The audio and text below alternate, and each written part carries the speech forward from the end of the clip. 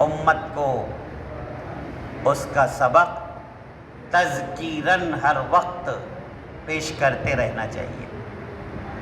اس لیے ہم تواصی بالحق اور تواصی بالصبر کے لیے بھیجے گئے ہیں۔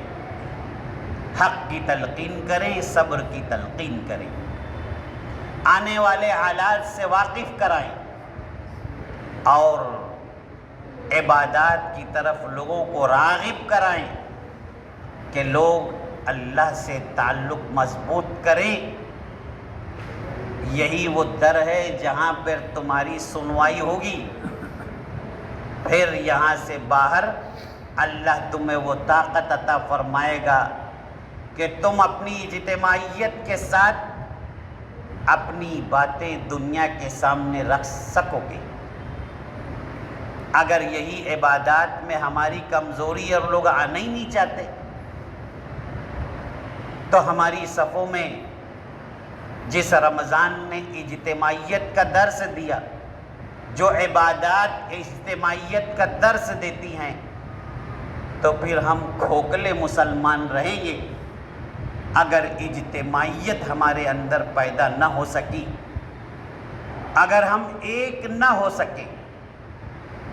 تو ہمیں یاد رکھنا چاہیے متحد ہوں گے تو امت پکارے جائیں گے، اور منتشر ہوں گے تو ٹکڑوں میں مارے جائیں گے، قسطوں میں مارے جائیں گے۔ محترم حاضرین کرام، حالات بڑی تیزی سے بدلتے جا رہے ہیں۔ ہم خوش فہمی میں نہ رہیں۔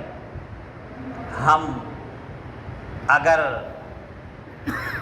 وقف ترمیمی بل، امینڈمنٹ بل ہمارے سامنے آ چکا ہے تو کیا ہم اپنی دنیا میں ایسے ہی مست رہیں گے، یا وہ اجتماعیت جسے مسلم پرسنل لا بورڈ کہا جاتا ہے اس پر بھی کان دھریں گے؟